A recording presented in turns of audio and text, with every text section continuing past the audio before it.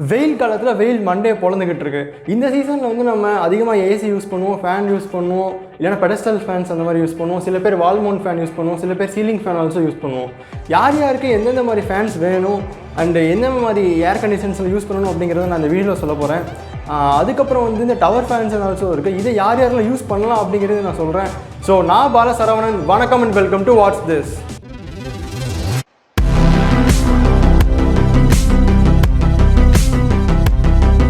First நான் ஒரு சில ஆர்டர்ஸில் வச்சுருக்கேன். அது என்னென்னு இப்போ நான் சொல்கிறேன். ஃபஸ்ட்டு வந்து டேபிள் ஃபேன், அதுக்கப்புறம் வந்து வால் மவுண்ட் ஃபேன், அப்புறம் பெடஸ்டல் ஃபேன், அதுக்கப்புறம் வந்து சீலிங் ஃபேன், அதுக்கப்புறம் ஏசி. இதுக்கு நடுவில் யார் வருவாங்க அப்புறம் ஏர் கூலர் வருவாங்க.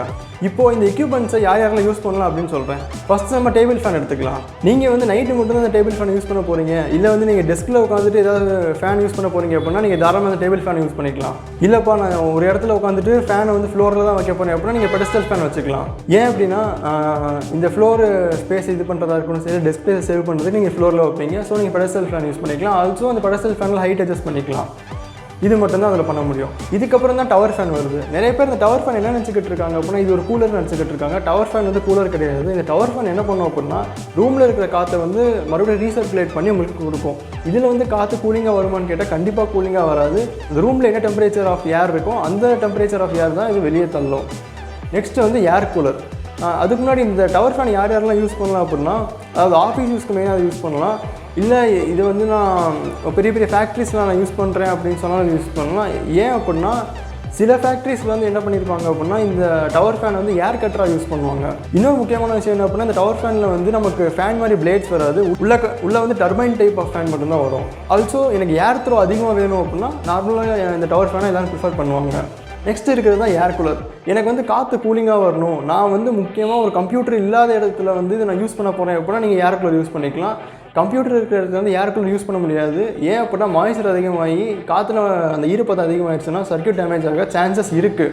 ஆல்சோ நீங்கள் நைட்டு தங்கும்போது யூஸ் பண்ணிக்கலாம். நாய்ஸ் வந்து எனக்கு ஒன்றும் பிரச்சனை இல்லை அப்படின்னா நீங்கள் தாராளமாக ஏர் கூலரை கன்சிடர் பண்ணலாம். எனக்கு இந்த ஏர் கூலர்லாம் செட் ஆகாது, நான் நிம்மதியாக நைட்டு வந்து சத்தமே இல்லாமல் தூங்கணும், இந்த மாதிரி வந்து சத்தமே இல்லாமல் ரெக்கார்டிங் பண்ணணும் அப்படின்னா நீங்கள் ஏசி ப்ரிஃபர் பண்ணலாம். அதாவது ஏர் கண்டிஷன்ஸ் அதை யூஸ் பண்ணலாம். ஏர் கண்டிஷன்ஸை பொறுத்த வரைக்கும் நிறையா டைப்ஸ் இருக்குது. அதாவது இன்வெர்ட்டர் டைப் இருக்குது, நான் இன்வெர்ட்டர் டைப் இருக்குது. நான் இந்த ரெண்டத்தை பற்றி தனியாக ஒரு வீடியோ போட்டுறேன். ஏன் அப்படின்னா வெளியே வந்து இந்த இன்வெர்ட்டர் டைப்புக்கு வந்து எதிர்ப்பு இருக்குது. ஆல்சோ இந்த நான் இன்வெர்ட்டர் தான் நிறைய பேர் வந்து அதாவது லோக்கலில் இருக்க மெக்கானிக்ஸ் வந்து அதை சஜஸ்ட் பண்ணுறாங்க. இது ஏன் அப்படிங்கிறத நான் ரீசெண்டாக இப்போ ஒரு ஏசி பர்ச்சேஸ் வீடியோ ஆல்சோ நான் போடலான்ட்டு இருக்கேன். அந்த எக்ஸ்பீரியன்ஸஸ் நான் சொல்லலான்ட்டு இருக்கேன். அதில் உங்களுக்கு நான் சேர்த்து சொல்கிறேன்.